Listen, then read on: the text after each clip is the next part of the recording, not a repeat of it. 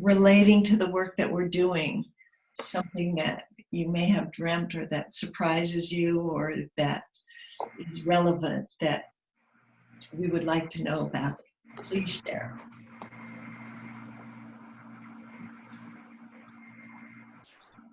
I can't see if there's any hands up. So. I also just wanted to say, you know, to put your hand up, there's a little participant list on your window, and from there you can put your hand up. But we have Christina. She has her hand up. Go ahead, Christina. Hi, Christina. Hi, Nikki. Hi, Normandy. I had my experience. I connected this Sekhmet, the Scorpion lady. I was very upset when I was in Los Angeles.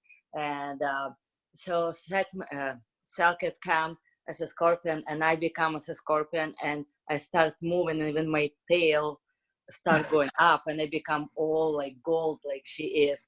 And after, like, I start shaking, and I see the dark, like a little puff, dark fog start coming out, and I'm like, interesting what it is. And when she did it, she like goes away, and I thank you. And I read a book, and it said, before you enter the temple, the Sekhmet have to remove the all dark energies. So she did it before it's all began. So it was nice. And for the first class, I couldn't raise the hand, but I got connected with Seshet, and she built the celestial body, like all like pyramids around me. You're getting ahead of us. Yeah, but last time I couldn't even raise the hand for some reason. I was so retarded. I'm like,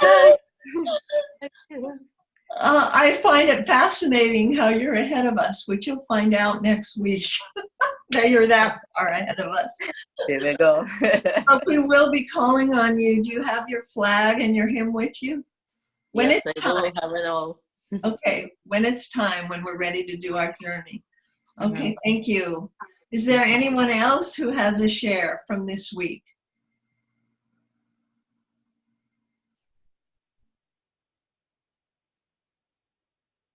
I'm not seeing any more. Okay, then let's review the homework. The gratitudes and wounds have been amazing. And Normandy, do you want to speak to that? And about how to burn it in the sacred fire? Sure. Is it possible for us to have a volunteer, to maybe 2 or 3 volunteers to read some of them? I don't want to go through all of them, but just so that we can get that feel, and then I can talk about how to work with them. Is that okay? Can we hear? That'd be great. If there's people that are willing to do that, and I hope there are, please. Because I didn't print them out, so I can't get to them, or I'd read them myself. Okay, I'm not seeing a hand up. So, Kiki raised her hand. Anyone that was sharing? Yeah, Kiki raised her hand. Thank you. Go ahead. Yeah, if nobody else, I kind of went away. So I called mine the shadow wound. So the shadow wound of being silenced, constriction. 2, the shadow wound of disconnection. 3, the shadow wound of greed. The shadow wound of dislocation. The shadow wound of abandonment. The shadow wound of distrust. The shadow wound of dishonor. The shadow wound of hunger. The shadow wound of forgetting. The shadow wound of chaos. The shadow wound of corruption. The shadow wound of confusion. The shadow wound of doubt. And the shadow wound of oppression. That's beautiful. Will you please read your gratitudes and graces? The 14 gratitudes. I am blessed. I am free. I am blessed. I am guided. I am blessed. I am enough. I am blessed. I am united. I am blessed. I am loved. I am blessed. I am protected. I am blessed. I am boundless. I am blessed. I am fulfilled. I am blessed. I am mindful. I am blessed. I am contained. I am blessed. I am balanced. I am blessed. I am illumined. I am blessed. I am clear. I am blessed. I am held. And so mote it be. Thank you. Thank you. That was really beautiful. Thank you for willing to come out. You're very beautiful and you need to come out more often.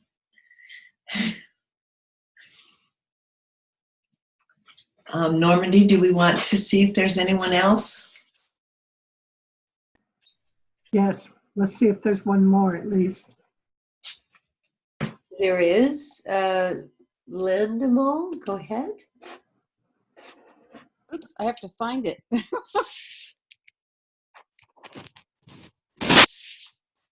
sec.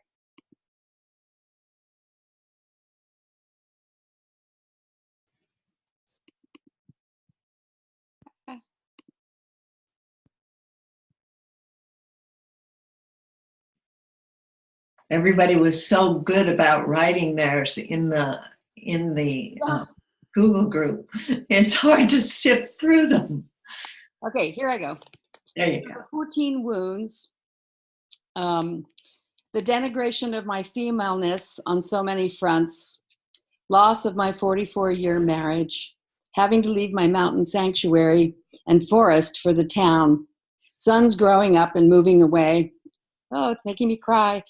Being on my own, prejudice and injustice against non-white peoples of the world, emotional distance from sisters and brother, loss of the forests on the mountains around me, empathy for the wildlife as they lose their habitat, the dangers of polluted air and sea, intentional ignoring of the dangers of climate change, the fears left in the collective by the burning times, the great forgetting of knowledge from other lives, including psychic connections and skills, and 14, my youth and physical flexibility. The 14 gratitudes, reclaiming the divine feminine on many levels, freedom from the constraints of my marriage, living in town and building cooperative neighborhood relationships here, freedom of the sons growing up and going away, being on my own, the love of friends locally and around the world and that of my otherworldly guides, my Nigerian daughter-in-law and my African granddaughters, who by their presence help me be real with the challenges of changing prejudice and lack of justice in the world, freedom from intense family of origin ties, every amazing tree that still stands and the bears and elk and deer and bees, ravens and hummingbirds et al. Who come by my house, the gifts of the plants to heal us all, the wisdom that comes with age and experience, the freedom to be the person I've been growing towards without constraints from others' expectations, learning to accept my power that comes from acknowledgement of my wounds from this and former lives, the relationship with my star being soul self, who knows this world is but a cauldron for learning and growth, and the brief glimpses of the blindingly obvious that keeps that knowledge alive. Thank you. That was quite wonderful. Wonderful. Normandy, if we have time, Lane Damal has raised her hand. Do we have time for one more? No, that was me. That was Lane. That is you. Yeah. You got me. I'm so sorry. I know you so well. I don't know how I didn't recognize you. I just was out of space. I'm so glad you're on this call. Kat would like to share. Let me just find her here. Okay, we do have time for just one more. Yes, Normandy? Yes, she's saying, okay, go ahead, Kat. Hi, I'll share 3 from each because mine's a little bit long. It just took me a minute to find it. Okay. Oh, how I grieve for the sexually abused child in me. Trust and safety lost, a harrowing journey to find peace. May you heal swiftly, aho. Oh, how I grieve for the fertile lands, drying, barren, burning, flames of destruction, a new leaf, may it be turning. May you heal swiftly, aho. Oh, how I grieve for the wanderer, set rogue against society, thinking outside of the box, and so boxed out. May you heal swiftly, aho. And I'll go to the gratitudes. Gratitude reach the water spirits who bathe us in nourishment, sacred and holy, forever blessing us with life. I see you. Gratitude reach the trees, rooted deep, exchanging breath for life, holding space for our development. I see you. Gratitude reach the owls who hoot and bring me so much joy, their tiny bodies and big eyes, their wings and wisdom. I see you. Wow. That was exquisite. Thank you. Thank you for sharing. Thank you. Normandy? Okay. All right. These are beautiful. Thank you so much for all of these. And I can't tell you that, I mean, the amount of thoughtfulness and prayerfulness that I read when I read each one of these. Thank you for sharing. They have been very beautiful. Inspiring. Inspiring, yes. And I want to talk a little bit about burning these particular wounds and gratitudes. I lead a lot of full moon services, and as I do, we do draw and release slips of paper, which we burn in a prayer urn. And this particular day, as Nikki mentioned before, is the full moon in Scorpio. And this is a perfect time to be thinking about releasing things that keep you in a stuck place, and then creating a sense of movement into, possibility. So one of the things I wanted to show you, you can burn them. There may be a number of ways in which you can burn your slips of paper, but I would like you to put them on, at least mine are small, but some of them are larger, but at least each one, so that as you put it in the fire, you're being very conscious about, you've read it, it goes in the fire. It could be on one sheet of paper, but do read it over before you burn them. I have the release first. So you take the piece that you want to release, and we're going to place it in a sacred fire. I'll ask you not to use a fire in which someone burns trash or you cook marshmallows or any of that. It should be a sacred fire. For me, I use a prayer urn that looks like this. I don't know if you can see it. Maybe I'll back up a little bit. This beautiful prayer urn was made for me in a pyramid shape by a woman named Jamie Young. And I'll just say a little bit about it. She knew nothing about me. She didn't know how much I loved Saqqara and the step pyramid, but she built this thing for me. And it's fabulous. It is the prayer urn that I will use to burn the slips of paper in it. And maybe you can put a link to her in the Google group. I will do that. I will put a link to her in the Google group. She makes all kinds. This one is an urn that has the Star of David on it, and it says "I am." So you tell her you want one, and it has oh, the other thing is, I don't know if you can see it, but it has handprints on it. Handprint. So they're all, each one is very special. Okay, so you can put, and I probably will put some herbs inside the place where I'm burning. If you have a fire outside, it's probably easier. You can make it with cedar wood, because that's really good for cleansing and releasing. Sage, of course, is always really good. Jasmine is very uplifting for part of the fire. And rosemary for new beginnings, which is what we're doing. Any of the resins are great for purification. Sampalo, frankincense, myrrh. You can just put a little bit of that inside your fire as well. Always light with wooden matches. I do always light with wooden matches and not the flamethrower thing. And so I also, I just want to add one thing. If you add fresh lavender or even dried lavender and it's an open fire, it will spark up. Because when yes. we would have the sweat lodge, I used to put it on the stones when we closed the door, and it would be just like fireflies all throughout the lodge. Spark. Nice, nice. I like Smells that. so good. Okay, so what we're going to be doing is we're going to be doing these are global wounds. They're not personal wounds, because as we release our personal wounds, a lot of us have reflections in the global. So know that you're doing double duty this time, okay, with the work that you're doing. They intertwine.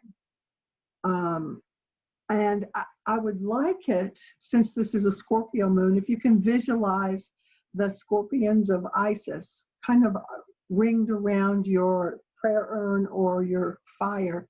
Here's a little image of the scorpion goddess. I don't know if you can see her with her little tail. And you see her? She's kind of gorgeous. I'll try to hold her up a little more. There, how's that?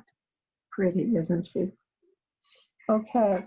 And as you do this fire burning, the smoke will rise and it will transform and move up into the air. And that's part of the whole metaphysics of turning scorpion energy into eagle or hawk energy, because that's what brings us into a new awareness. So the other thing is that we'll be working with the Egyptian god Ptah. Is this an okay time to talk about the Waz scepter? Yes, Okay. absolutely. So you can, because you're going to be lighting your fire physically with these matches, but I want you to imagine that you're working with Ptah. And Ptah, we saw him the first day. He's transforming these wounds and gratitudes with his magic Waz scepter. And I will show you a picture of a Waz scepter. I am hoping you can see this. You see the little animal head on the top, and then there's an Ankh, and then there's a Jed pillar, and then it comes down to 2 points at the bottom. Do you see that? Like a tuning fork. Like, yeah. I don't know if you can hear it. It actually has a little bit of a sound to it. Okay. And so you're going to be using this energy of an imagined Waz scepter that's going to help you transform basically your personal energy into transformative energy of Ptah, who is a creator god and who speaks the world into being, which is basically your petitions that you've put into the fire. He's So- also, Go ahead. I was just going to mention, he's Sekhmet's husband, and he's also very closely related to Osiris. He's seen with his blue skull cap in the sky, and his feet are bound like mummies in the underworld. And he owns all the space in between because he is the creator God, and it goes both ways with him. But he's just a very important creator God. Right. I like that his little blue skull cap is often lapis lazuli flecked with gold, and it looks like the night sky and all the stars. It's very beautiful. Okay, and so as you do this burning and you do the transformation, you're going to do some remembering of your own hero's journey that you've gone through, and you'll work with that and put it in your journal. One thing I want to mention, if I could, Uh-huh. is that Waz scepter will be used etherically as like the lightning bolt or the matchstick that will ignite your etheric Right. fire. Or Right. well, or you use it to ignite your real fire, even though you actually use a match. But you want that power of that Waz staff, because actually it's supposed to only be handled by Neteru and pharaohs. And in today's age, we all have to own ourselves as pharaohs, because there are no more charismatic leaders. And so each of us has to come to our own self-authority in that way. And that will entitle you, at least for Ptah to lend you his to use. So you'll have to get it from him. Right. And so the journey that we're doing, it will be bringing us to a place in which we can see ourselves among the stars as part of the origin of the planet and our species. And so we'll have this vision of Sirius, which is the homeland in the ancient Egyptian tradition of the Neteru. And one of the things that led me to think about the power of Sirius, which is one of the places where we're going to be thinking about, is that I began to translate the Egyptian Book of the Dead. This was early on. I had not completed it yet. And it was the harmonic convergence. And I went with a friend up to the top of Mount Sanitas in Boulder, Colorado, and on the morning of the harmonic convergence. And when that sun rose, a city of gold appeared in front of me. And, I was quite stunned to see this on the horizon. And my friend, I'm just looking at it, my friend goes, "Hey, do you see that?" It was the most beautiful thing, and that she could see it too was quite amazing. I read later that it was kind of a glimpse through the veil of Shambhala, where the ascended masters come and come close to earth. And I read again in Blavatsky of how that city of gold is where the Neteru of Egypt originated. So one of the things for me about doing a life review, which is what we're going to be doing, is that I had this dream, and this was it was like this crazy dream sometime in February, about 2 years ago. And I dreamed that I thought I had I was dying, and I was having my own life review, except I was seeing things like George Washington sailing, on a river, and I was seeing a man standing in the gallery talking to the people who were writing the Constitution and giving them directives, and and I just kept going on, and I saw flashes of JFK and LBJ and Martin Luther King going across the Edmund Pettus Bridge. And I realized I was looking at the life review of the history of America. I was watching the history of America in a life review pattern. And I woke up and I thought, what in the world is this? And I realized, but I don't know how you feel about politics, but that was the day that Donald Trump was being sworn in as president. And it kind of flipped me out. I thought, okay, but looking as an astrologer, looking astrologically, there are so many shifts that are going on right now. And I think that it's something that we do need to be aware of. It's not just him, it's the energy of the times that we're in. And so that is one of the reasons why this seems to be such an important time journey for us.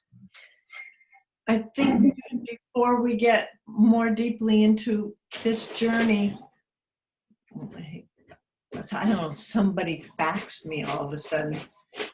Let me mute a second. Well, I think it's done. I just wanted to tie the wounds and gratitudes to this journey, because these wounds and gratitudes are your personal story. That's your hero's journey. Those express what you have been through to bring you into current time. And this life review journey is also about that from a completely different perspective. And so this whole class, at least today's part, is about time and the multi-dimensions of time and how we perceive it and how we experience it. I just felt like we needed to tie that together. And so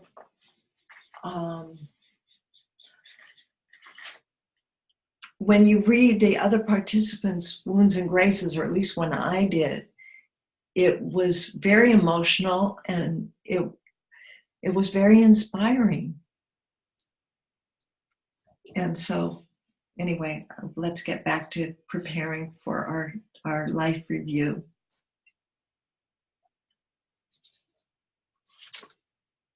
Do you want me to talk about the creating the constellation?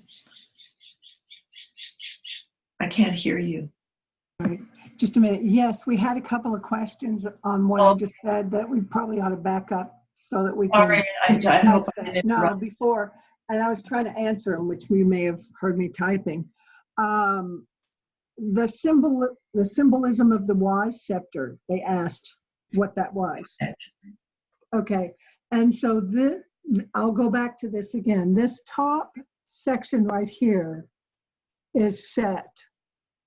It's the image of the Set animal, and Set was the brother of Osiris, who was the third born child of the sky goddess, and he was kind of lately born, according to his own thoughts, and he was a lightning bolt that came through the sky mother's side and allowed him to be born before Isis and Nephthys.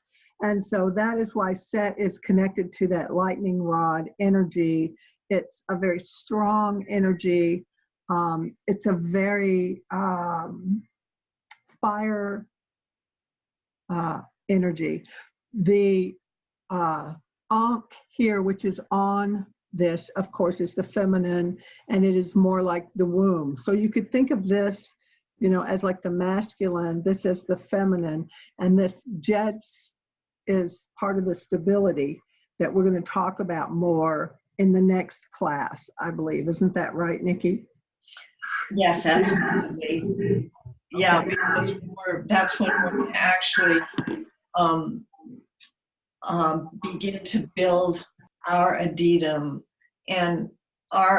So you're going to want to read about building an addendum and know at the same time that we'll be doing it differently, because this is a different a datum for a different person, and it's a constellation of aditams that are where we'll all be working together. It's kind of an exciting concept because it's going to cause us to really stretch our sensitivities and be able to commune with one another, which I really need to get better at because I can't see when people's hands are up. I can only see one little image up in the corner. So I missed that people were trying to get hold of you. And I'm sorry for that. There were just two other little small things, and then I'm going to give it back over to you. Someone asked, do I burn these? I wrote them in my journal. Do I burn these do I tear the page out? I suggest that you can, but if you wish, but if you would like to write them down on smaller slips of paper and jettison them to the stars, that's fine. The other question was Shambhala was the place of the ascended masters, according to the Theosophists and Madame Blavatsky. But connected to that and beyond that are the gods and goddesses or Neteru of Sirius. Okay, so I hope that explains that. And back to you, Nikki. Thank you. I wondered, where are you seeing that, those hands? That was just There's a, I'm sorry, what? It's in a chat. Oh, so it was to her personally. no, it's on the everyone board. Yeah, just in the normal chat. Yeah. Okay, thank you. I'll try and keep a better eye on it. So we were going to talk about the JED in regards to its meaning as stability, and about the Davidson chamber that was discovered in the Great Pyramid that is the, can you explain that chamber, because you know more about it than I do, Normandy? sure. They are, I know the Egyptologists have been saying that it architecturally stabilizes the Great Pyramid.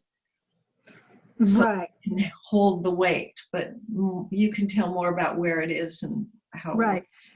It is built in the shape, actually, of the JED, which I showed you, which has 3 layers. A slab of stone, space in between it, a slab of stone, space in between it, a slab of stone, and then, the top. And so it truly is built into the image of a JED pillar.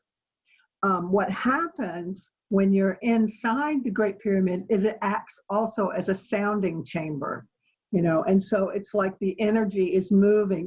When you Om and you start at the bottom and you move up through your crown, that's doing that inside the Great Pyramid as well. It's part of that resonance of vibration. When you're toning, the vibration moves up and up and up, and it's able to go through the JED pillar and out into the stars. It's said that if you hit a perfect E while you're toning inside that chamber, you can hear it all out on the plateau. It's that powerful, Can I ask you a quick question about it? Yeah. Is that located in the space between the Grand Gallery and the King's Chamber if you were to go up? It is, yes, it is. It is above the King's Chamber.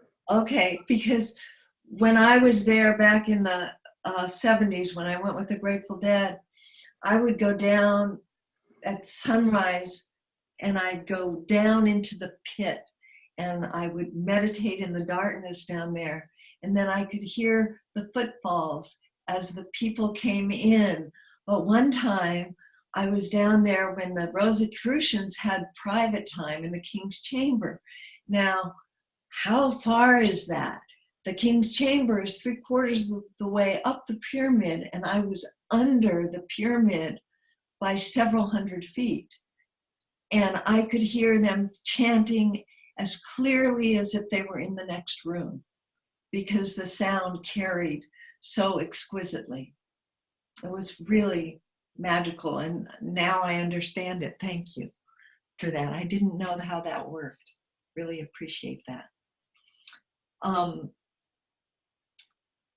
So our spinal columns work that way for us in our bodies. Our spinal column is like the Jed pillar that gives us structure and allows us to carry our weight, so to speak.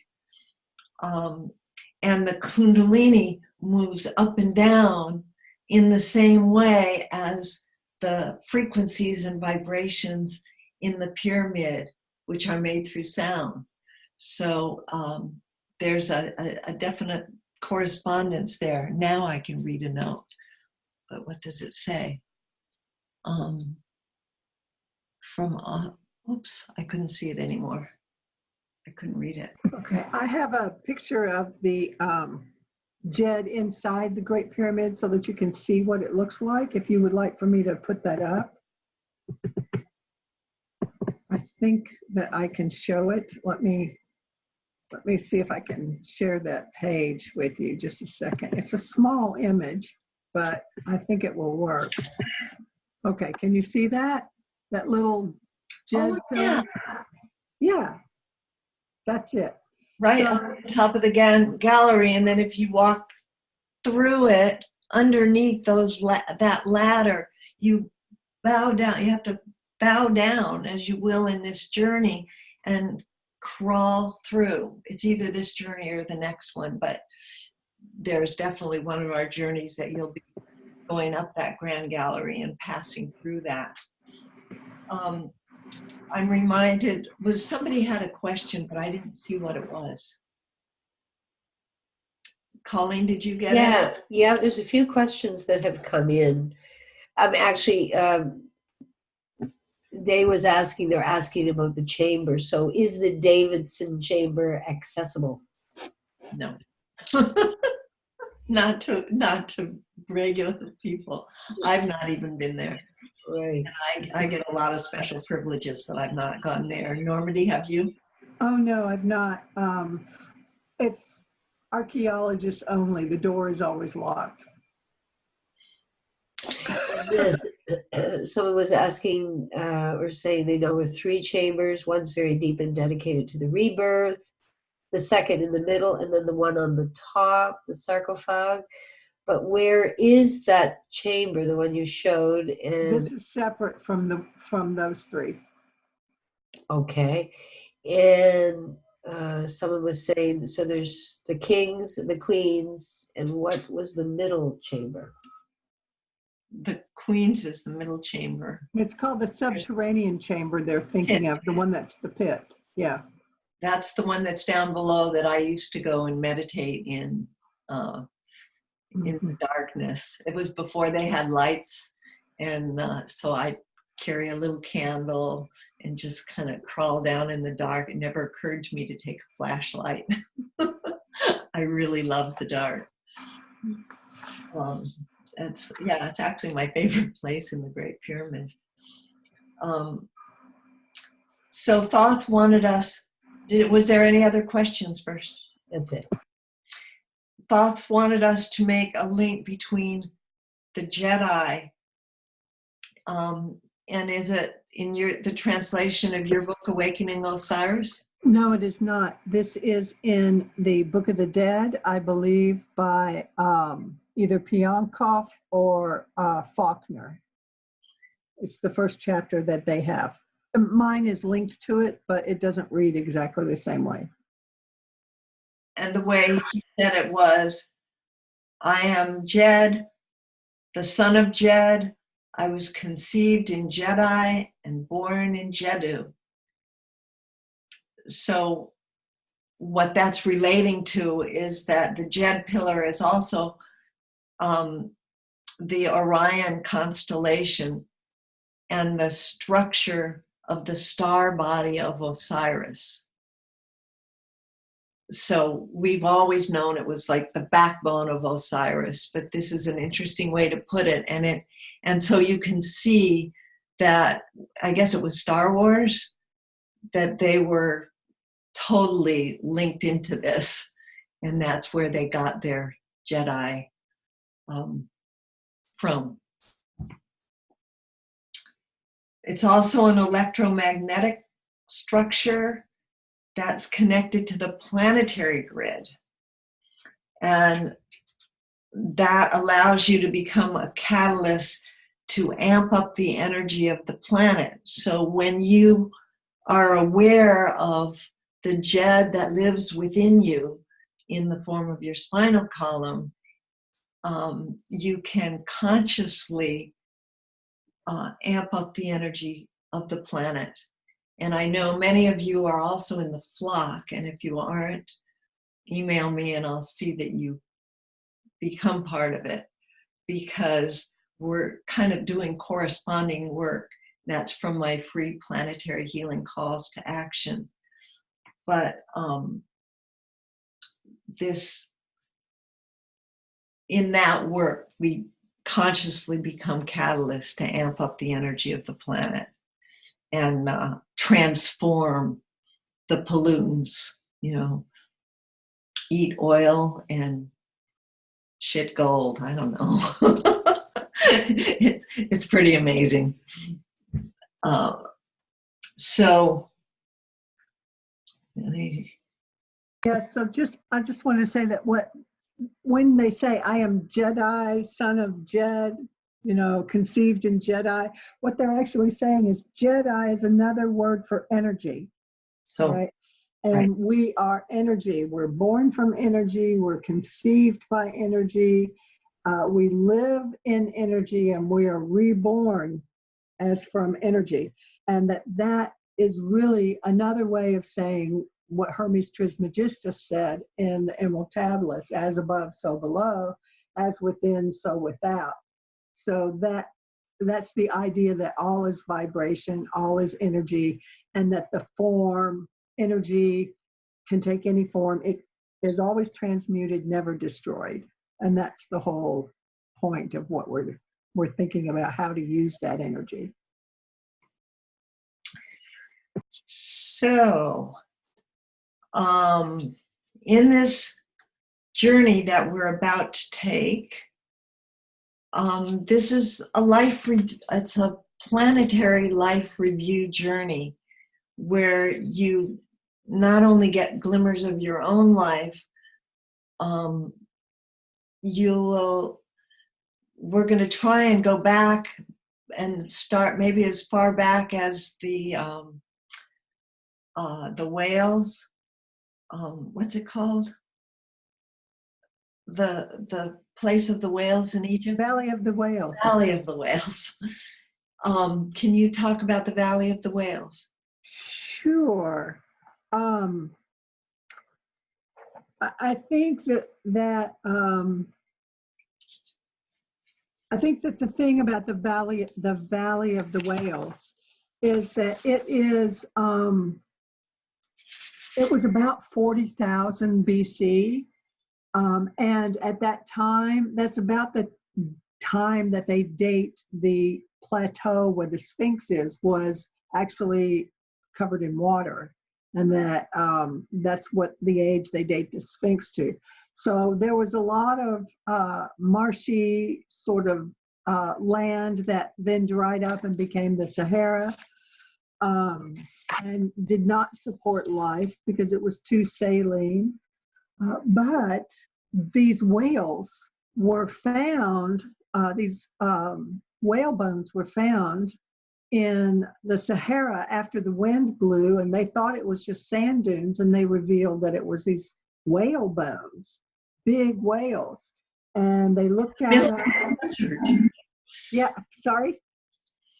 I shouldn't interrupt you. I forget we can't talk over each other. I was just saying, in the middle of the desert, I mean, it's just so outrageous to discover in the middle of this. I mean, all you can see in every direction is sand, and then there's these whale bones. Right. And they have vestigial feet. They discovered that they were starting to grow feet, and then they died out. Whoa. So it's kind of an interesting, you know, it was like a planetary thing that it could have gone a different way, but it did not because of the changes on the planet. There are stories that of the mud people, before there was ever life, there was this kind of like, you know, gelatinous sort of gooey people that had a very low level of consciousness, and then a meteorite hit and they were all gone. So that's one of the stories that they tell in the Blavatsky tells. So I think that's kind of an interesting thing. So another thing that we need to discuss before we take this journey is that this life review requires us to go into the duat, which is the underworld. And so Normandy is going to show you an image of the duat, which actually might be a good image to have up while we're taking the journey, come to think of it, if it's possible. Let's see, let's take a look at it. I've lost your voice.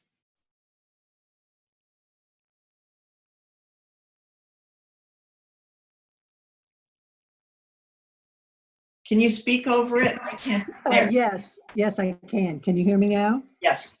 Okay, so the duat is an image of the underworld. It is what we often think of as a pentagram, but the star inside this image is the star that is the human proportion, the head at the top, the arms outstretched, the legs spread wide, and the circle is the underworld itself. That's the image of the duat. But we are all, when we are living, we're not in the underworld. We are here, and so the circle isn't around us. But the journey that we make in the etheric is into this inner world. And the other thing that you can see is the Great Pyramids down there, and you also see an image there of Orion, which is linked to the pyramids, and you see the Jedi shape of it, of Orion. And that other star, the bright star beneath it, is Sirius, which we're also going to talk about. And that is the star of Isis, and Orion is the star of Osiris. And Sirius is also known as the dog star because Sirius B is Anubis. I think this would be really great when we do the journey to have up for them. I think it's perfect because that's their ticket. So the last thing we need to talk about before we do this is, so when you're in this journey, you're going to be starting from way back in time, possibly as old as where those whales are. And you'll be shown all the different aspects of our evolution and what caused die-offs. And there's an origin story. Do we get into the origins in this? Because there is an origin story that is written in, I can't remember if it's the Anubis Oracle or the Shamanic Mysteries of Egypt, but they're a pair.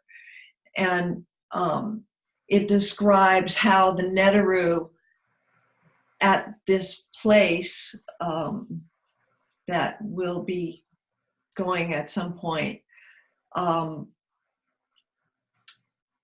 had the idea of creating consciousness that they could commune with and work through because they don't have bodies. And so they had to wait a really long time for the earth to become prepared after they found the earth. They had to find the right place, and then they had to wait until it was ready to have life conceived on it. and you'll be moving through, and you might witness the time of the dinosaurs, and you might witness other glacials coming and going as ice ages and different cyclical events happen that change things. But as we near current times, here are just some examples of things that you might see. For example, during one of the smaller ice ages in perhaps the 1500s, people were starving and everyone in power was looking for someone to blame. And consequently, the Crusades overlapped at the same time this was going on. And that's when the witches were burned, which were, of course, mostly widows and women who didn't have anyone to protect them and were poor and had no protection. Also, all the people that were marginalized, like the Jews and the gays and the gypsies and any of the marginalized groups of that era. And then later in the 1800s, they were in Great Britain, especially in the Industrial Revolution came, they were burning coal and all sorts of things that just made the air nasty. And it was such a dark and polluted time that people were getting sick and dying of consumption, which is TB, cholera, typhoid, and other plagues that inhabited the world throughout history. So you might pass through some of those times.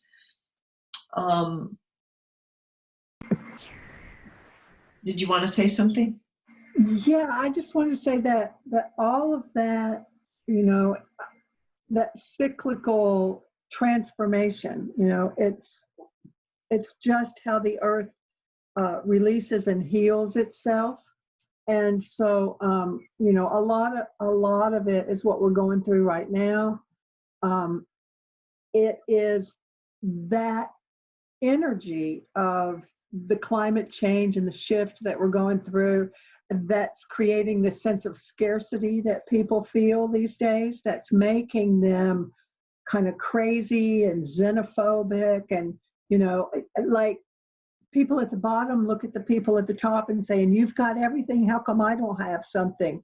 And the people at the bottom are thinking, okay, there's all these folks coming in and trying to take my stuff, the stuff that I need to survive. So there's a lot of, everybody trying to get something, because we're in that Maslow's hierarchy of need. People are down at the bottom there. Come to think of it, that's in the shape of a pyramid. Oh, yeah. Well, yeah, so it's just creating this fear that somebody's going to come and take something that you need. That's what caused the Holocaust. There were people out there who were taking what I need to survive. And we're seeing it with, walls that are being built and governments that are jockeying. And, as Nikki said before, there's nothing that seems real safe or stable right now, because everything is in shift. And so, is there anything else you want to say about that, Nikki? No, I think we've given them a sufficient, what am I seeing here? Now I'm seeing something on the side. I guess I just needed to push that. Okay. So what I'm going to do is ask, who is it? Was it Kat that did the flag? No, it was Christina. Christina. You did the Anubis flag. If you're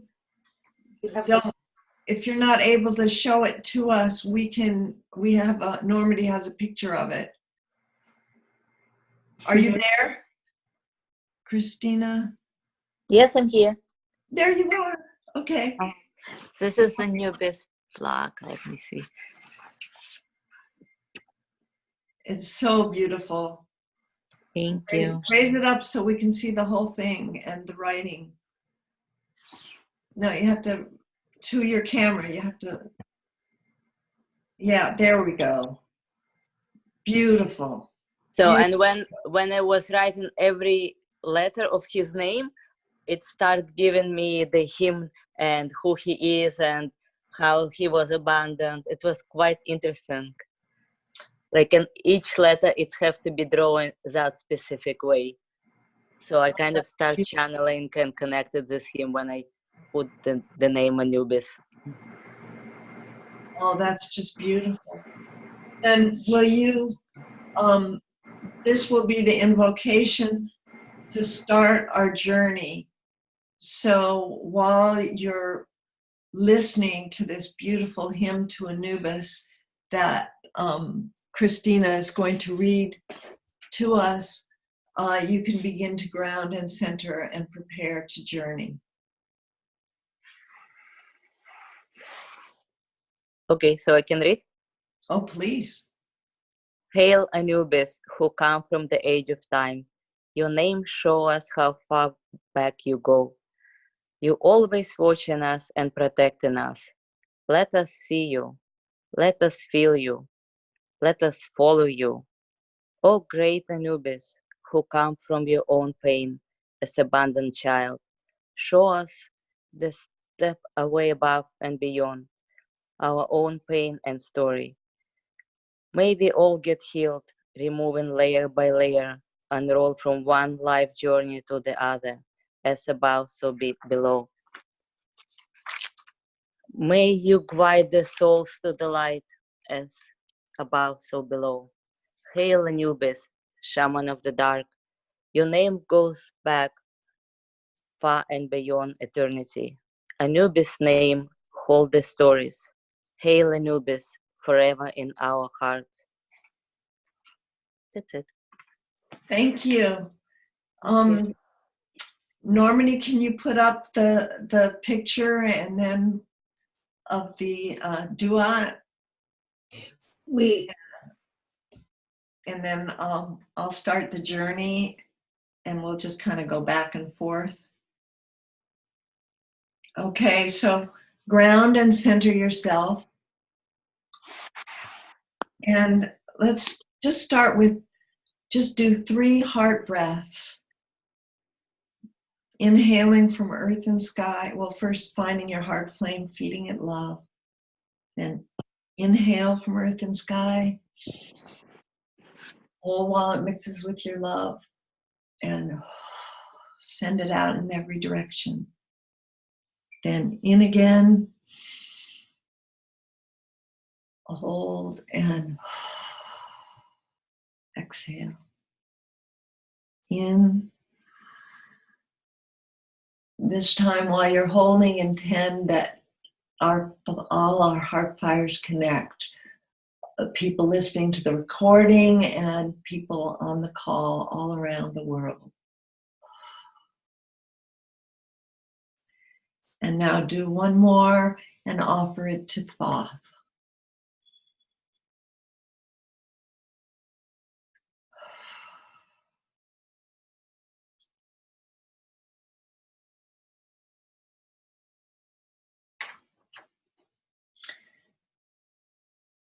Thoth greets you, you greet each other,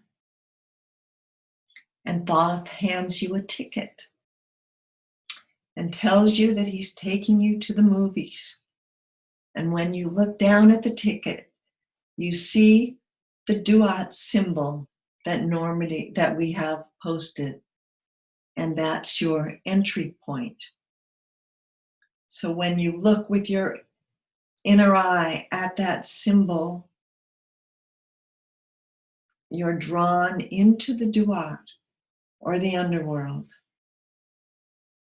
where you find yourself with the entire group, each of you holding a ticket and entering a movie theater. Anne?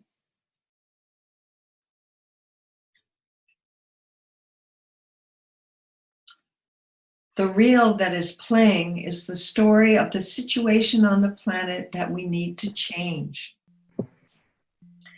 So you find and sit in your own seat in the theater, and you're able to see on the screen a review of the life of the planet, starting from as far back as the Valley of the Whales. There are many things that you can see as you move forward, such as gazelles and oryx, those giant cattle with the Hathor horns that are now extinct. You can see these giant cattle running across the land bridge between Italy and the savannah of Libya. You see people chasing these cattle, following them, hunting the game. And then the savannah dries up and the grassland turns to sand.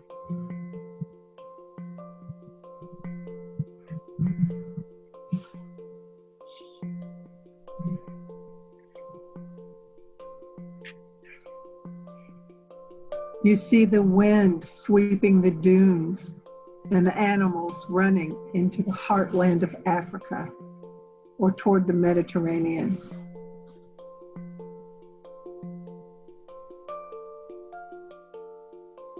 The land bridge, eventually, the land bridge between Italy and Libya, simply falls beneath the Mediterranean, which in itself caused quite a die-off.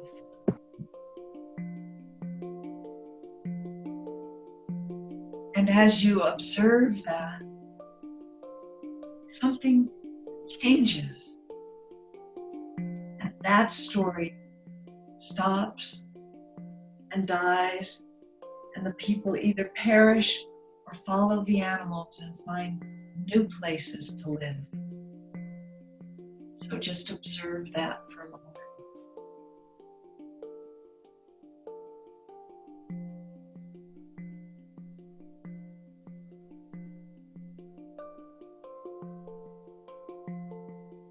Just allow yourself to follow the branch that you are shown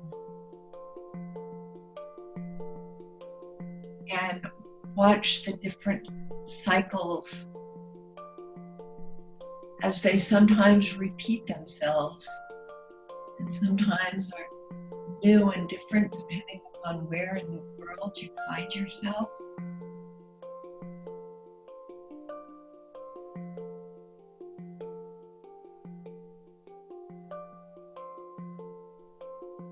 Just allow yourself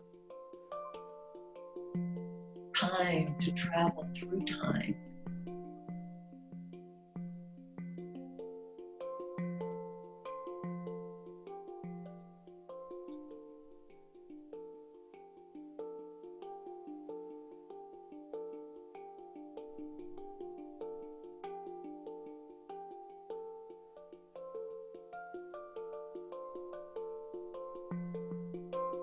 Eventually, you come to a more current part of our story, and from watching things from the past, try to project what the continuation of the story in the branch that you're following might have been or will become in the future.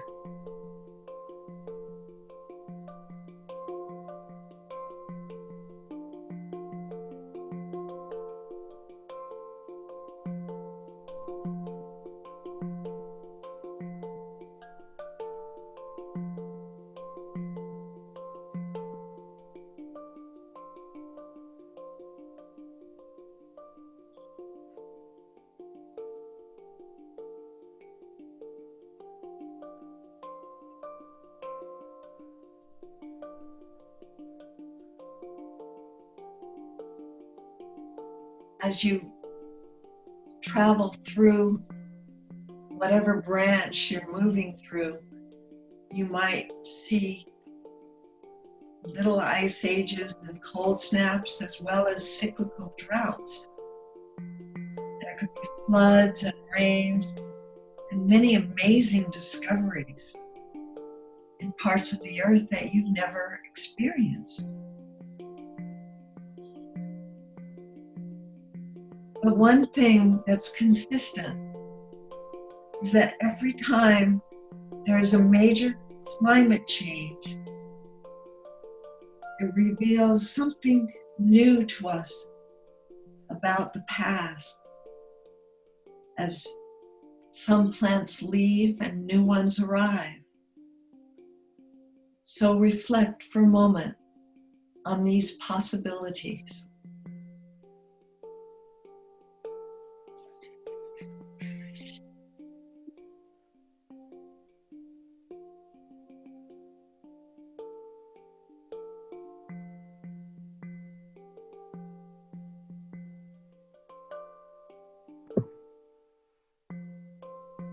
While you're continuing to watch this, you see a scene from your current life and time.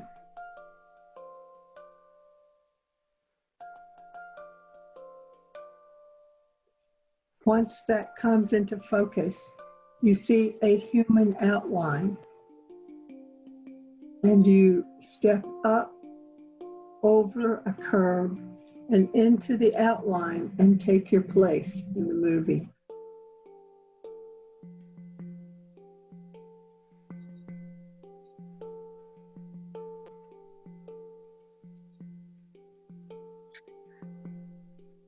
You find yourself walking up a hill, and it is daylight outside, and the Great Pyramid looms in front of you. You have this moment when you recognize that you were just inside a theater, but now you are outside walking through this story simultaneously.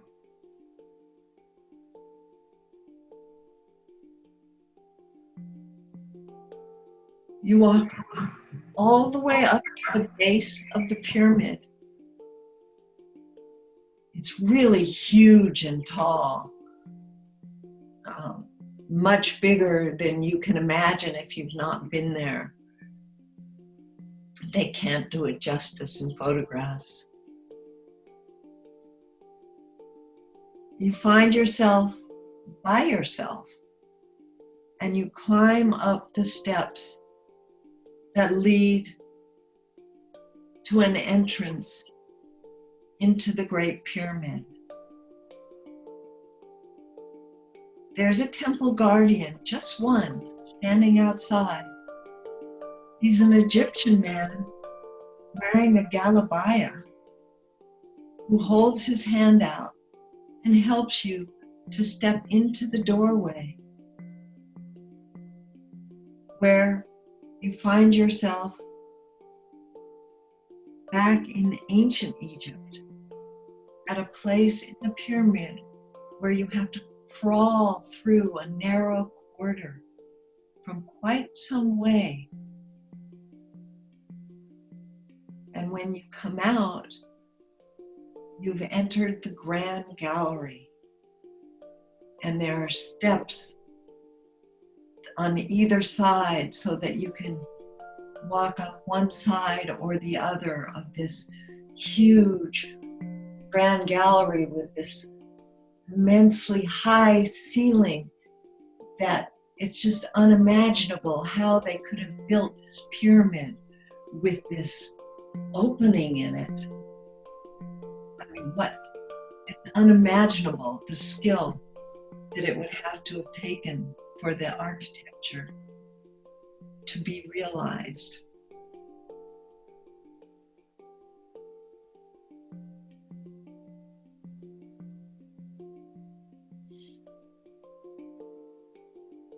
You climb the stairs, step after step after step after step.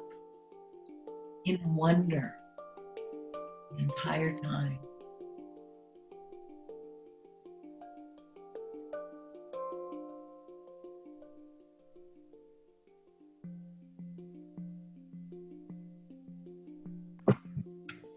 When you reach the top of the gallery, you have to bow as you go through the low opening that leads into the king's chamber, the chamber of initiation. And when you stand up again, you see that the room is fairly large with a high ceiling. To your right, close to the far wall, is an empty granite sarcophagus, but there's no lid in sight. You see that the 8 deities that you met in our last work are inside this great pyramid. The ones you saw in the Sphinx are now here, standing around the sarcophagus. They are etheric, like white holograms.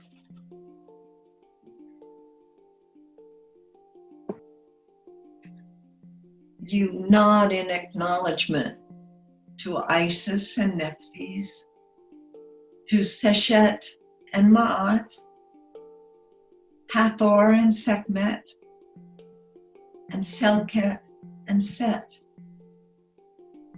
And once acknowledged, they move around so that they're all standing in the space between the sarcophagus and the far wall that's on the right. Thoth is in front of the sarcophagus near the center of the room, and it is Thoth who will conduct this initiation. Isis removes her shawl and lays it in the sarcophagus. A hand reaches out to help you climb into the sarcophagus, which is deep and long enough to contain you fully as you lie down face up. Immediately, you begin to feel a vibration as the waves of water are washing over you.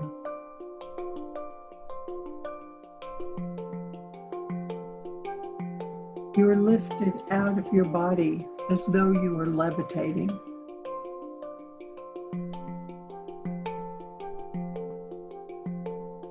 There are many colors and various shades of light that surround you. You're First, bathed in red. Then it moves to orange,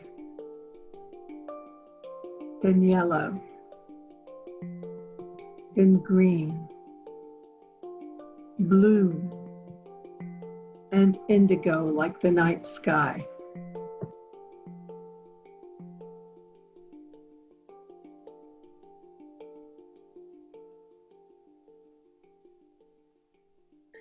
allow yourself to feel bathed in those colors. When it turns indigo, the ceiling of the chamber opens up and you can see the entirety of the night sky and all the stars in the firmament. As you look up, there's one star that gets brighter and brighter, as though it's falling towards you.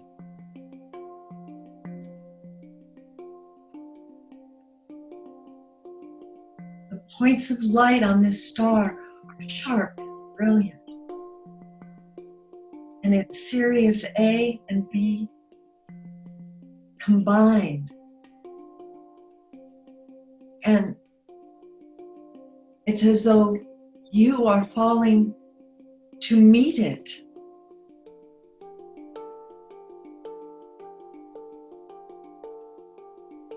and you land on a planet that orbits this Sirius constellation.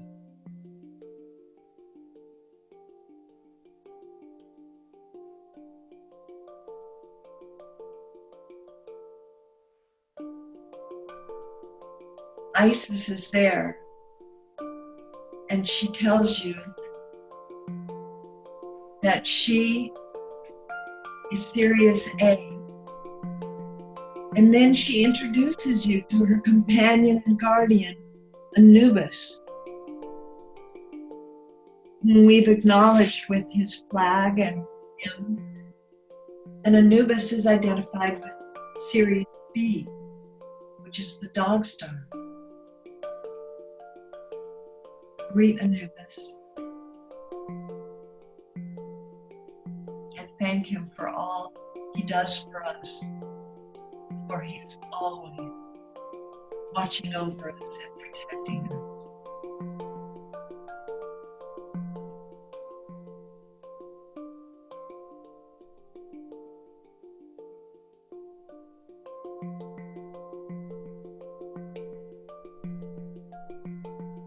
Once you and Anubis have exchanged greetings, Isis points to the third star, which is Sirius C, and which is identified with her twin Nephthys.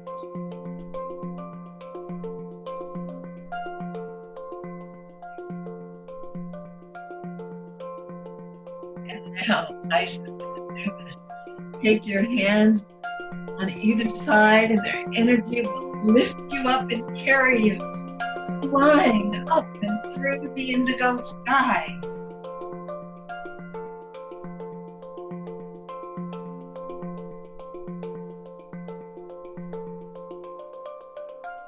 You can feel the cool of the night and observe yourself flying past comets and galaxies, planets and moons, and asteroids, all while observing swirling black holes as you pass by them.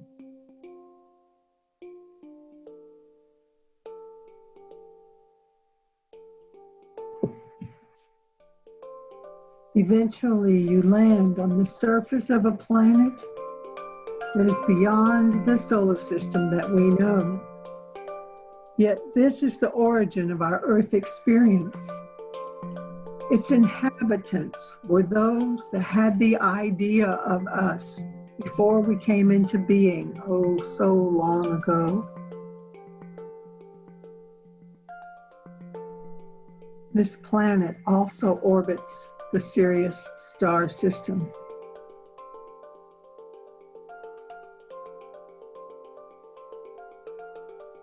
When you look up into the sky from this planet, there are 3 suns, one each for Isis, Anubis, and Nephthys. And although you don't see much like rock formations or mountains or rivers or things like that on this planet, where you are on it at this time, as you look around you, you do see and are drawn to grand temple.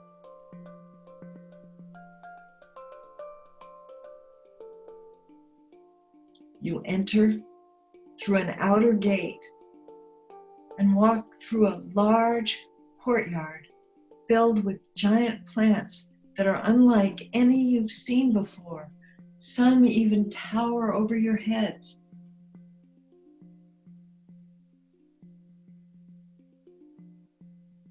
The main door to the temple is open.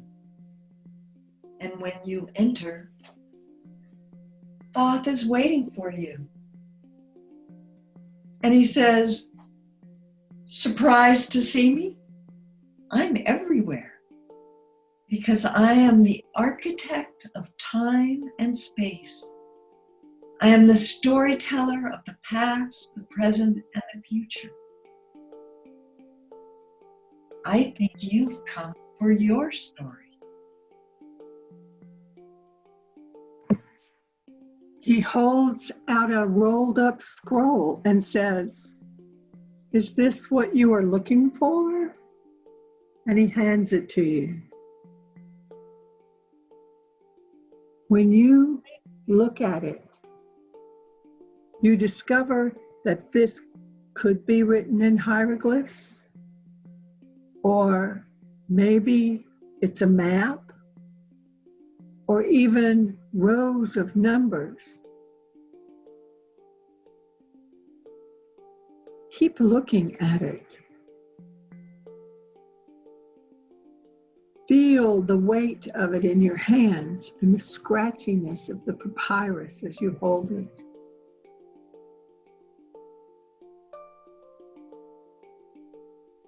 You notice that this scroll has light in it as you hold it.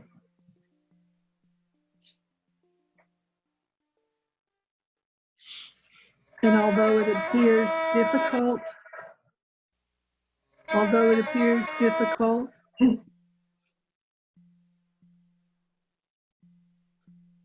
attempt to read it and see it with your third eye.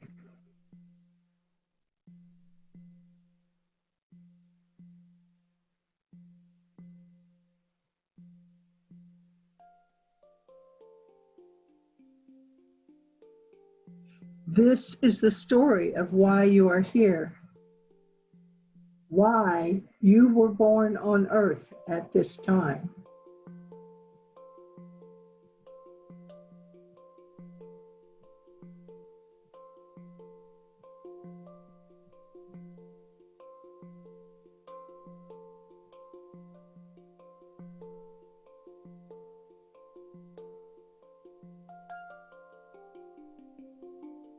As you begin to understand what you are reading, you notice that it includes whatever contract you made before coming to Earth for this current life.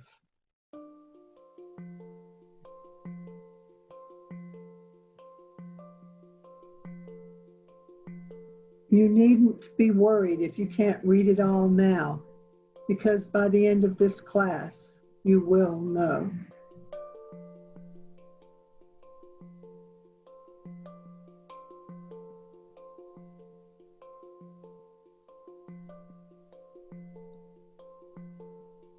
Thoth tells you time to return for now. If you have a question, you can ask him, or he may have a specific message for you before he brings you back.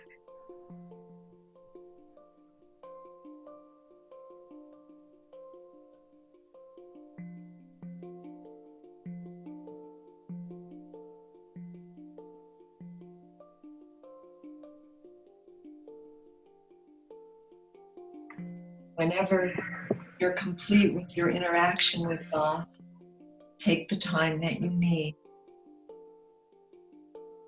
He will reach forward and place his hand on your heart.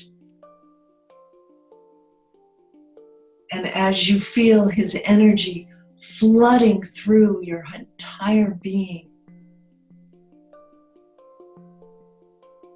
you realize that you're returning to your human body form, fully intact, yet vastly different. So gently ground and center until you find yourself back where you are listening or viewing this class.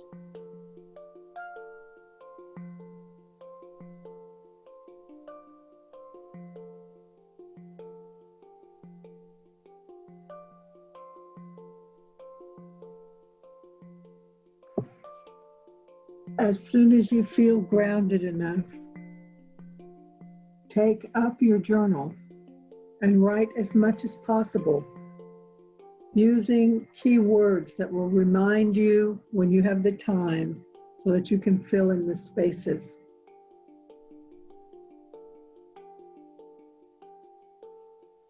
Please include whatever you can glean from the scroll that Thoth gave you, or at least the notes to remind you later.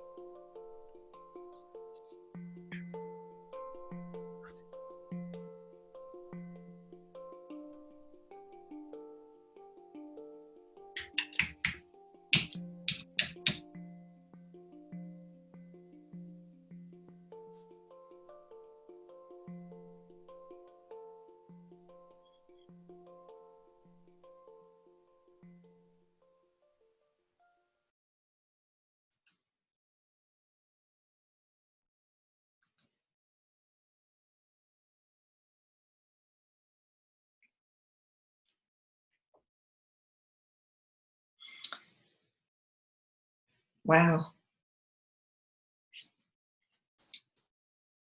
So I can't see you, but I assume you're all writing feverishly. So we'll give you some time.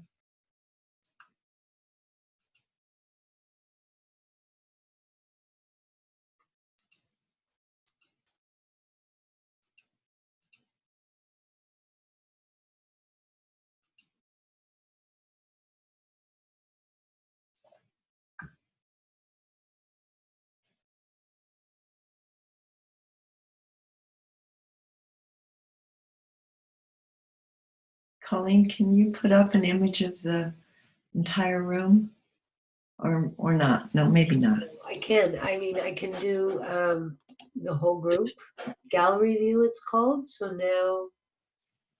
No, you don't need to. No. I changed my mind on that.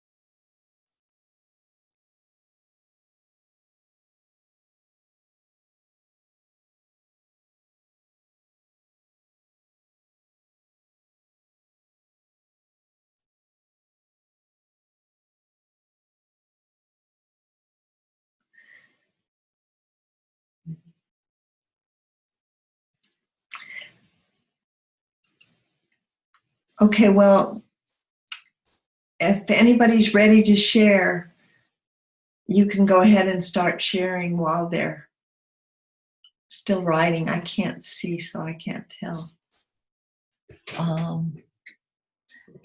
Christina raised her hand. Ready. Christina's ready to share.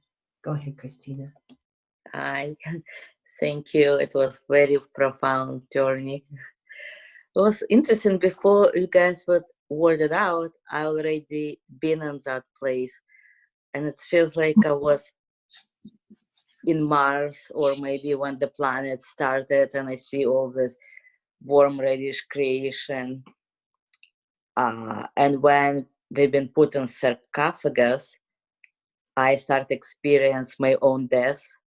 So it was kind of very familiar, and I just go, this my soul start flying and meet up these deities, and they bring me to different planet. And when I received the papyrus, it was story of my life.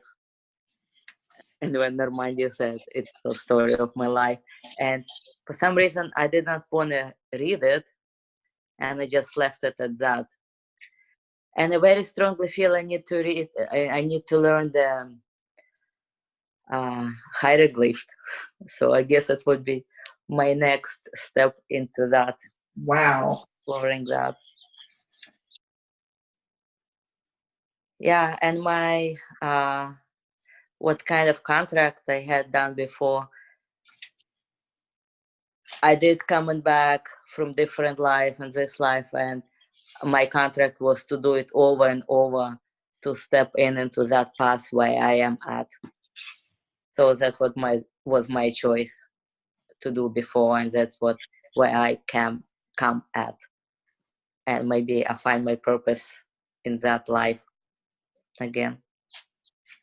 So I guess I'm on the right path. Thank you, Nikki. Thank you, Normandy. Thank you. I love the way you are always ahead of us. Like you were a week ahead of us earlier. Thank you. Thank you for sharing. Thank you. Thank you. Who else would like to share? Speak up. We want to hear from you. Unless you're still writing.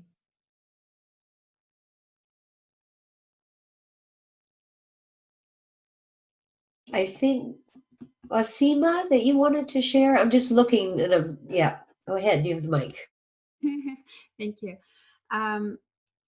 Thought before they brought me into another journey, and they usually do that. And I saw a bowl of water, and he told me to see in it, to see my own reflection before getting to another road while you were continuing your own road. And I met with, he showed me a lot of teachings, and I met with Seth as a reflection of my own self and my own resistance and all this. And I understood very well when I came back and got to the initiation and traveled everywhere, and I didn't want to see what I had on that paper.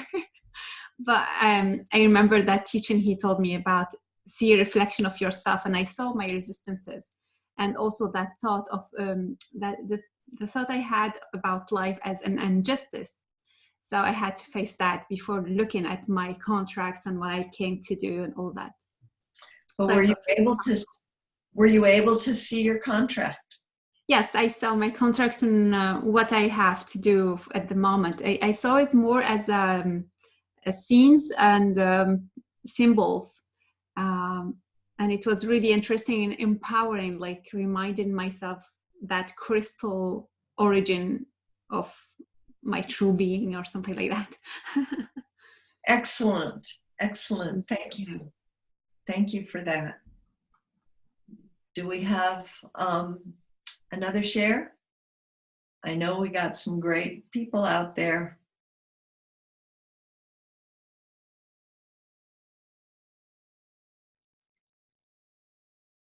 Who's got their hand up now? Go ahead, Landemol. Hi, it's Lane You know. again.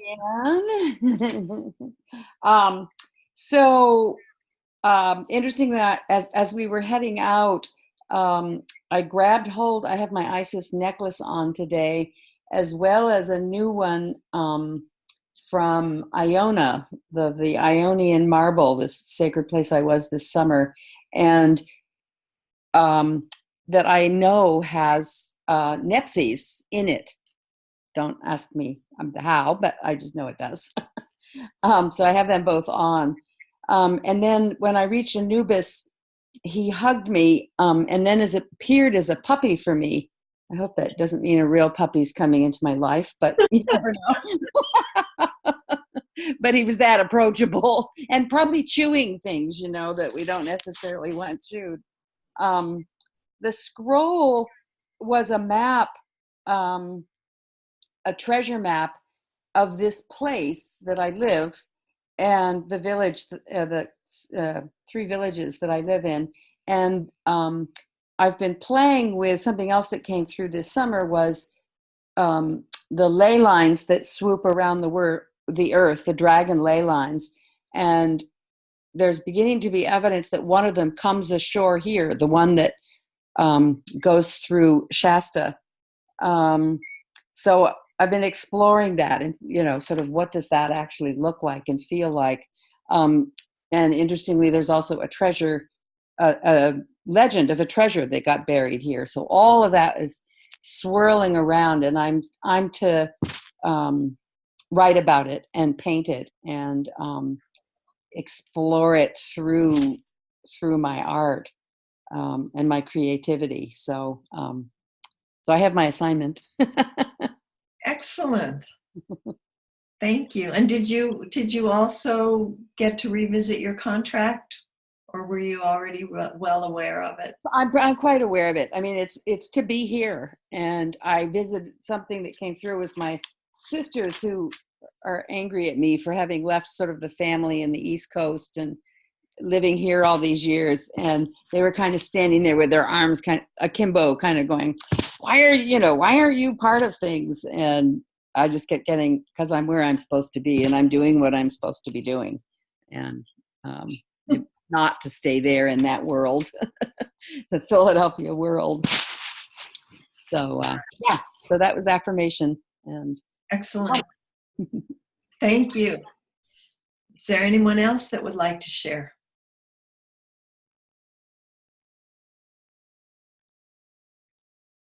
I know there's some good sharers out there. I didn't do the journey per se because I'm here working, but I'm sorry about the sound in the middle of that. But I did want to share because it was right when Normandy said about your soul purpose, and the song that came through twice was a little tiny bit of fire in my heart. So I just wanted to share that sometimes things really happen like they're really meant to be no matter what. So there we go. That's it. That's really funny. So it's an inside joke, but what it is that little snippet that she played is from a piece by Ghazal called Fire in the Heart. I liked it. It certainly I knew it brought was us to Sufi attention. music. Yeah, I knew it was Sufi music. I was like, what? Where's that coming from? Is that from me? Is that from... It was great. So Andrea has a hand raised. Yes, hello. So when we went into the sarcophag, I saw the star coming and then the word Pleiad. So that, I guess that's like a star, Pleiad, Palladian. I don't know, but it was nice on that planet. It was like home. And then I felt asleep because it's already almost 10 o'clock here. And it was like the music, and it was like it took me away. And then I heard something about now I can read. And my mind was not able to catch up. What do I have to do? But what I saw was a man, and I guess it was Todd, just sitting next to me, helping me look into a book and with his legs crossed. And then the next thing I remember is about the purpose that I have is to dive deep into the water. And I really saw myself going into the ocean, very, very, very, very deep, dark water, and to help people feel the emotions and work through the emotions. And then, Nikki, when you wrapped it up, I took a tarot card about the meaning of it all, and it's my very favorite. And the man that I saw with his legs crossed, it's absolutely this image. Amazing. It's Is that the magician? a magician, yes. Yeah, that's Thoth. I That's love an it. interesting view of him. It's a beautiful. I've never seen that deck. It's I highly recommend it. It's an Egyptian, it's called the Moon Child Tarot. That's lovely. It's Thank you. really I didn't lovely. know of it. Yes. It's Danielle Noel, and I highly recommend it. Thank you. So, All right. So luckily there's a recording, so you'll be able to hear what you missed. or maybe it's better not to know.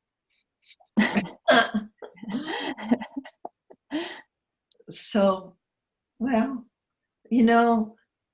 a lot of times when we get into that space that is so huge, it's like living in the middle of akasha, which works kind of like ether, and it just kind of takes you out because you can't, it's too much happening at once, so you just kind of go out. But when you're used to akasha, if you work with it like in alchemical healing, you get initiated to the elements, and when you work with akasha, then you learn how to use it, and you learn how to stay conscious when you use it. It's because it's the most important one, and it's the one that informs us.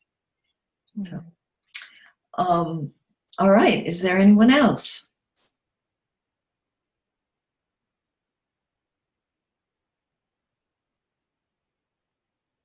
I'm afraid we put them all to sleep. Kiki. Okay. Thank you. Thank you for doing the recording.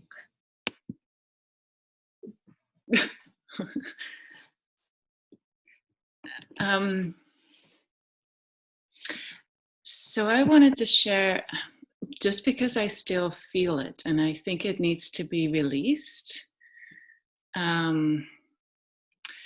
As we started on the journey, I felt quite a sharp pain in the back of my heart center, and I had to hold it, and had my hand on the front of my heart to hold it. And in the Kundalini Yoga tradition, it's a meditation for the ancestors, ancestral healing.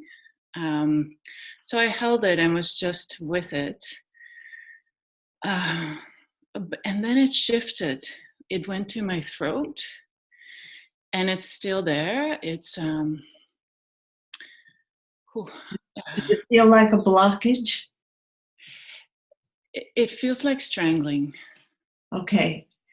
Do you mind if I see if I can loosen it up for you? That would be great, but there's one other thing to it, and that is the breast. There's on my left breast, it was like, so I don't know if that's a triangle, but very sharp pain, and all of these sensations, but yeah, the throat is the biggest. All right, well, let me start at the throat. And I'm using your image. Can you feel my hand? It's right at your throat, okay? Now I'm gonna reach in and go down to where it's connecting with your breast. It's your left breast? Yeah. Okay, and then I'm just turning my hand into a magnet, pulling the pain up and up through your throat, and I'm taking it right out your mouth. If you want to take a deep breath and then just go, ah, into my hand.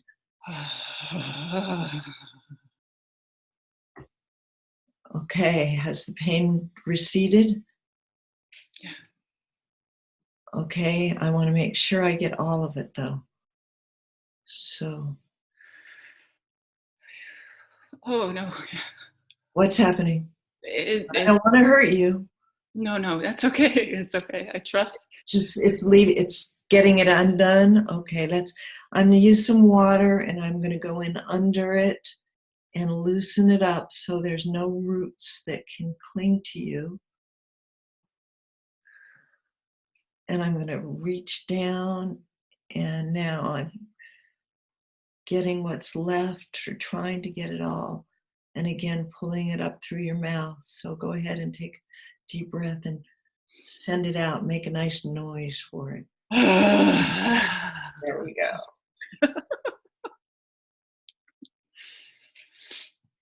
Thank you. Okay. Now, everybody, if you just put your hands up and do a heart breath and just send energy to refill that space with love so that it can't come back. Nothing can replace it. It's just love, love, love, love, love. Universal life force energy and love. Let me see if there's anything left. What's your level of pain now? It's tiny, but something's still hiding. Yeah, that's what I was feeling. So let me see if I can find it. Where do you feel it? Right there. Okay, let me go right there. Oh, wow, it's really hiding. Mm-hmm. Oh, that's funny. Is it moving?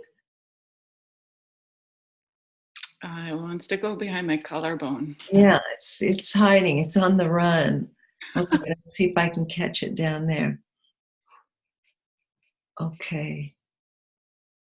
It's just this little tiny stream, but it wants to stay there and seed itself. But I think I've got it. Okay. Is it out?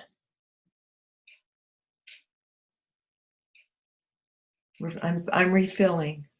Everybody else can refill too. What didn't come out when I pulled it'll just be overtaken by love, hopefully. Tell me what your level of pain is right now.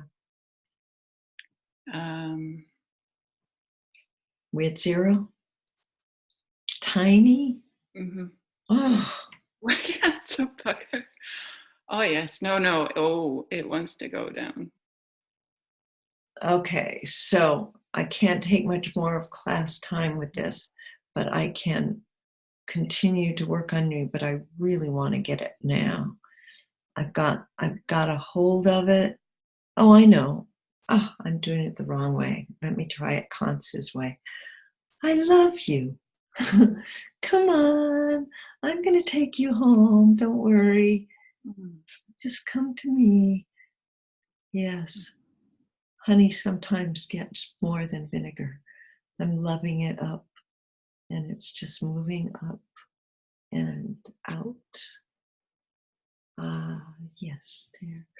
Here, let me give you to Anubis and he'll take you home. Thank you, Anubis. Okay, let's refill and make nice, fertile soil for something beautiful to grow. You okay? Yes, thank you. Thanks, everyone, for holding space for that. Thank you for allowing it. Did you have any more you wanted to share? No, that's great. Thank you. Okay, thank you. Do we have time for another share? Is there anyone that wants to share? Rashi. Okay. Go ahead, Rashi. Hi. Hi. Can you hear me? Oh, yes, absolutely. We can see you too. Hi. So it was really beautiful. I been to the pyramids, so it was very easy to just get into sarcophagus and start flying into the stars. And so before the class started, the dragons had come into my life very strongly, and they worked a lot with me, and they took me to Mount Shasta and Sedona, and a lot of things have happened between the previous class and now. But at some level, I thought I opened myself too much to both the light and the dark, because at some level I started believing that everything is one. So before this class, I was very, very low.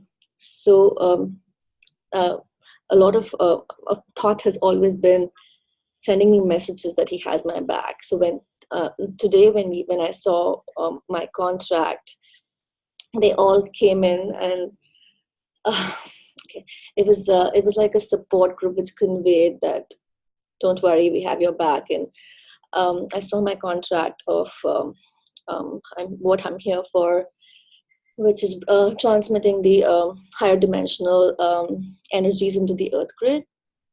So yeah, it was very beautiful. Thank you. Thank you so much for sharing. Thank you. Where are you, by the way? What part of the world? I'm in India, Mumbai. Wow. Well, welcome. Yeah. Thank you. All right, I think we had one more hand up, right? Did we have one? Nope, that's it. Yep. Okay, I think the timing We is do up. have one. Lane just put her hand up again. So, Okay, Lane. okay, go ahead, Lane. I just have one tiny thing I forgot to mention that I thought you'd enjoy, Nikki, particularly, was that when Thoth greeted me, he swirled me around in this dance, this joyous, loose, fun, almost rock and roll-y dance. And I know you would enjoy that. Oh, I do. That's how he introduced himself to my daughter, except he showed up in top hat and tails and wanted her to dance on roses with him, on rose petals. He said, "Is that Thoth?" I'm like, "That's Thoth."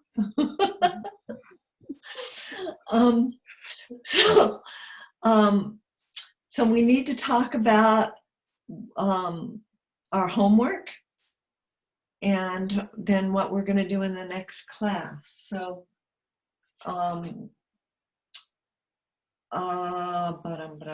okay. Normandy, do you want to talk about the homework, or shall I? I can't see you, and I can't. You can talk about it if you would like. I'll join in if I need to. Okay.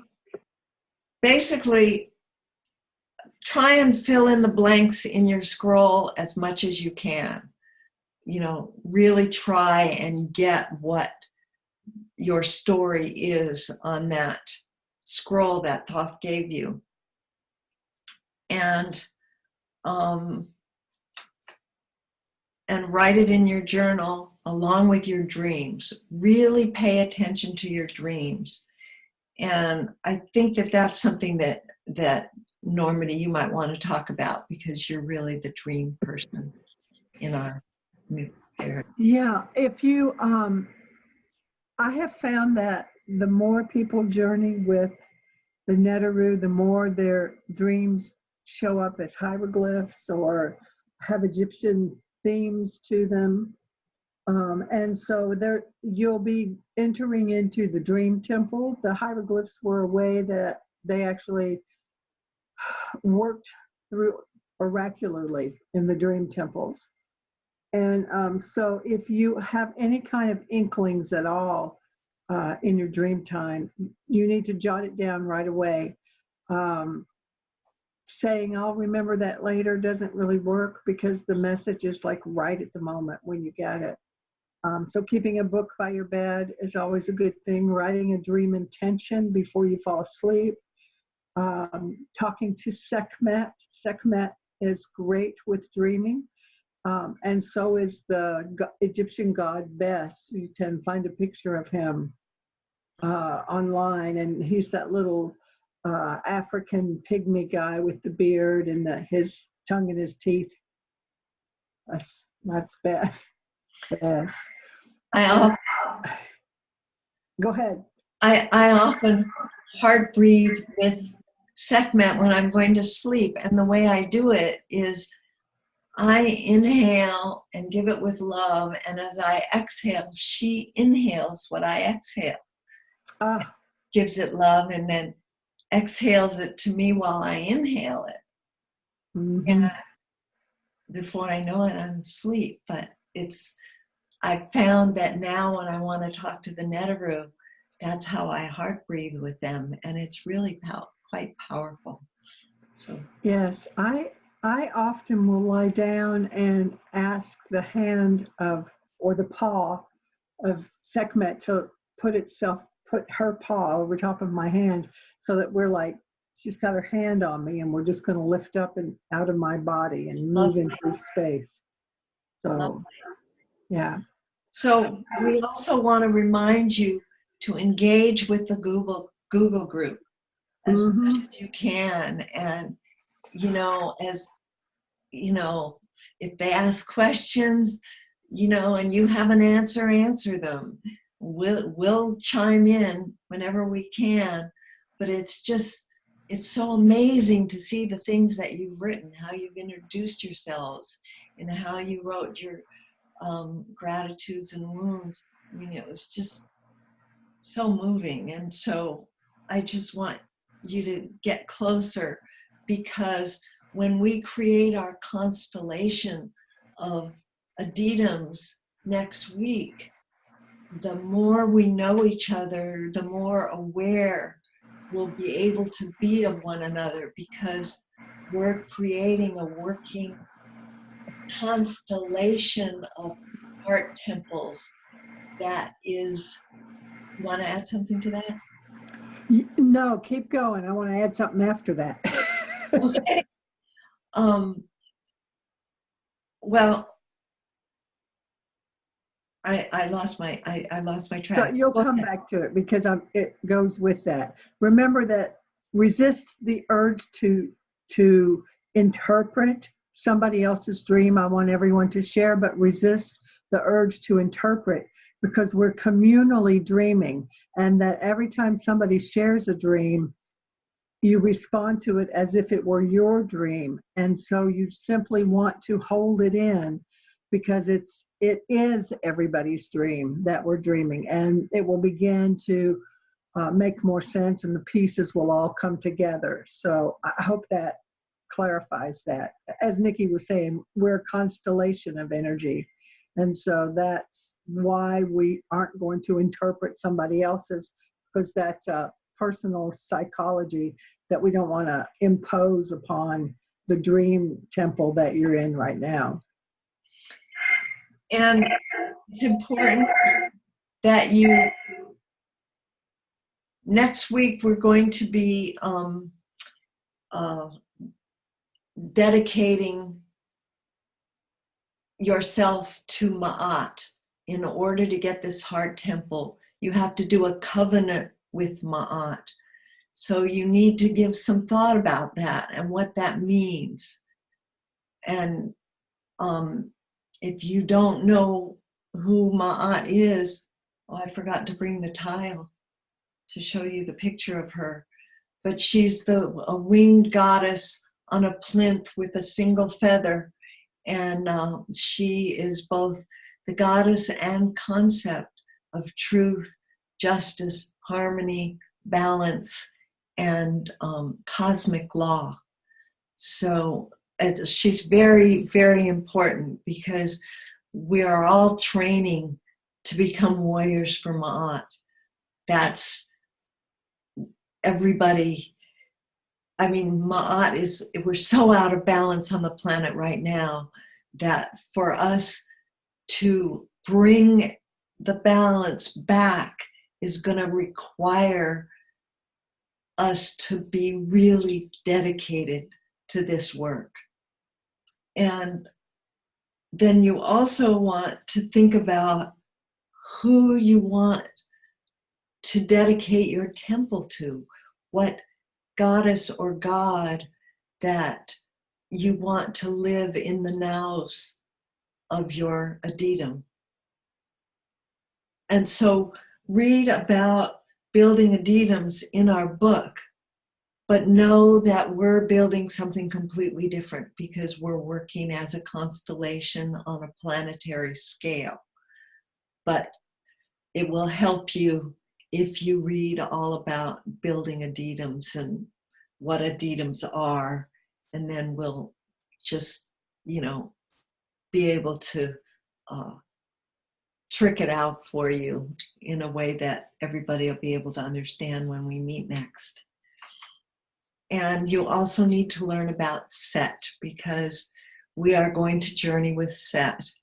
And so if anyone wants to write a hymn, or, you know, anyone who feels like making a flag for any of the deities, go ahead and do it and share your hymns. This can be your flag in your temple if you decide to do it that way. And the others that you really need to get to know are Seshet and Ptah, because they're fundamental to the building of this Aditum, as of course is Thoth and Isis. So, what you get, Normandy?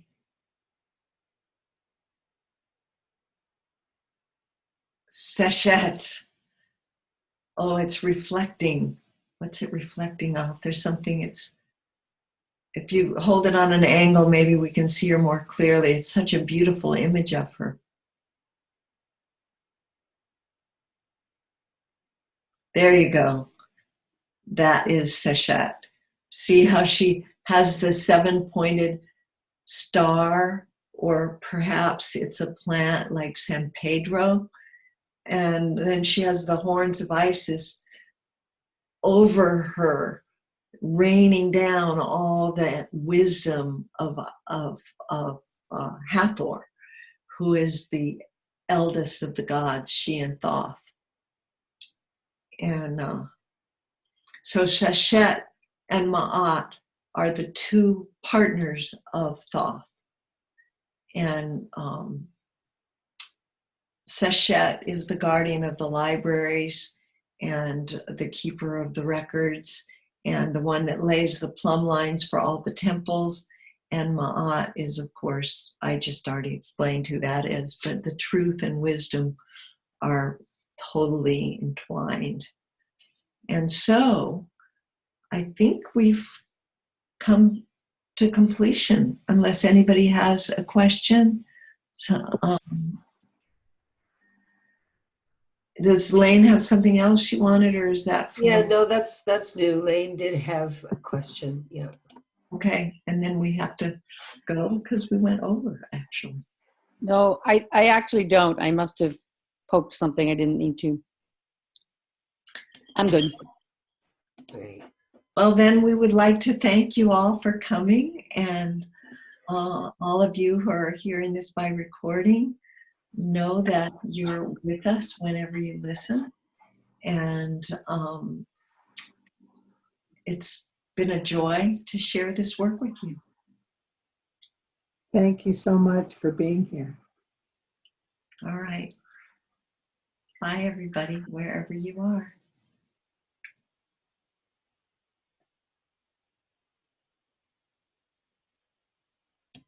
Thank you both. Thank you all. I did want to say about the Google group, do reach out to the office.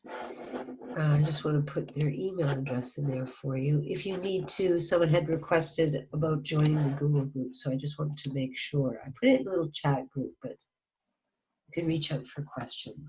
Thank you. Okay, so we're done. We can take the recording off.